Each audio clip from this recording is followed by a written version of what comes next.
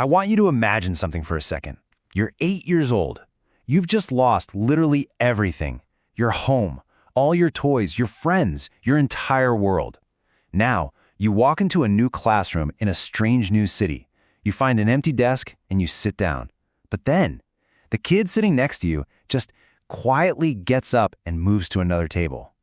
Then another one does the same thing, and then another. And then you hear it, the whisper, that cruel name that's going to follow you for years, a name that has nothing to do with science and absolutely everything to do with fear. Because you see, this isn't just a story about a nuclear disaster. It's about what happened after. So today, we're going to tell the story of the children of Pripyat. But we're not focusing on the explosion itself or the immediate fallout. We're going beyond that. We're looking at what happened in the schools, on the playgrounds, in the cities that were supposed to be a safe haven. This is the story of the children that nobody would touch. To really understand what these kids lost, we have to start with what they had. We need to go back to the city of Pripyat on the very last day of what they thought was a normal life. You know, Pripyat wasn't some dreary, gray Soviet town. It was a model city, a showcase. And it was so young. The average age of the people living there was just 26 years old. It was a city built for families, just bursting with kids. They all went to school that Friday morning, April 25th, with absolutely no idea it was the last normal day of their lives. They were told to pack a small bag, just for 3 days, and then they just never went back. And we're not talking about a small group of people here.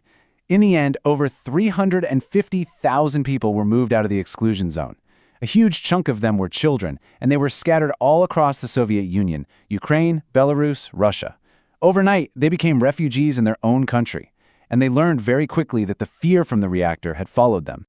The children of Pripyat carried this invisible mark with them. It was something you couldn't see, something a Geiger counter couldn't measure, because it was all about how other people saw them. It was a brand new kind of contagion, the contagion of fear. And this really gets to the heart of the social disaster. The word that spread like wildfire through society wasn't victim or survivor, it was contaminated.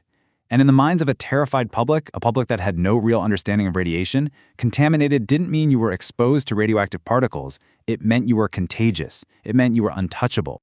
And this wasn't just some abstract idea. It had real, painful consequences every single day. Parents would tell their kids, don't play with the Chernobyl children. Some teachers would literally make them sit by themselves, away from the rest of the class. Other students would refuse to share a desk, or even sit at the same table in the cafeteria. And that's where that horrible name came from, a label designed to make them feel like they weren't even human. But, you know, the kids weren't suffering in a vacuum.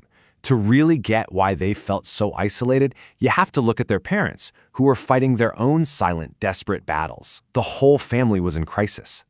I mean, just think about it. These parents lost everything in an instant. Their homes, their careers, their friends, their entire community.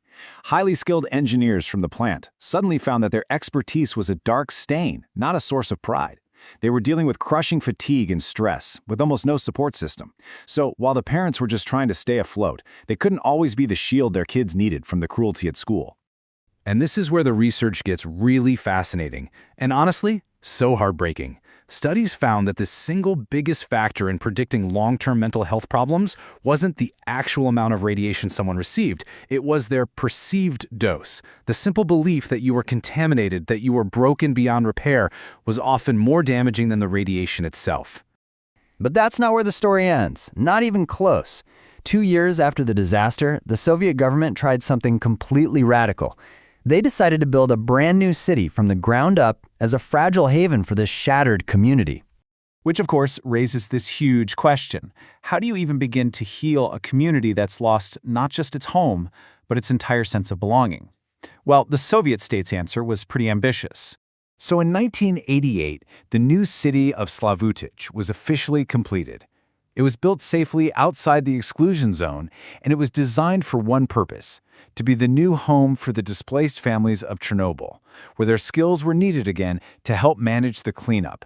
And Slavutich created this totally unique social situation.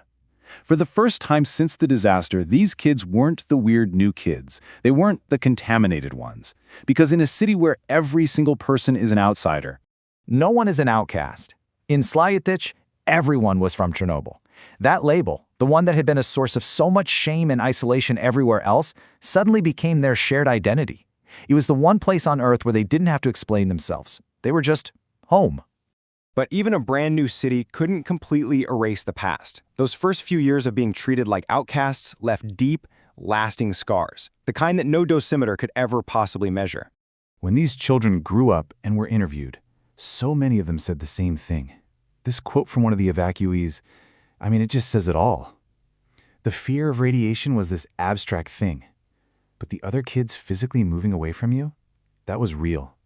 That was a pain you felt every single day. And those consequences lasted a lifetime. One researcher put it so perfectly. They were harmed twice. First by the disaster itself, and then a second time by the human response to it. Studies found they had higher rates of depression, anxiety, and PTSD. That stigma even followed them into adulthood, making it hard to find partners because of these lingering, unfounded fears about their health. Look, we know Chernobyl killed people with radiation. That part of the story is well documented. It has numbers. We've been measuring it and studying it for decades. But it also did something else. It took tens of thousands of kids, and it made them, and the world around them, believe that they were a walking disease, that their very identity was toxic. And that kind of damage, well, that's a lot harder to count. And that really leaves us with this final question, doesn't it? We focus so much on the physical damage of radiation, but maybe we should think more about what fear does to a community, to a child who just wants a friend to sit with at lunch. So what do you think leaves a deeper scar? The radiation you can't see, or the cruelty that you can?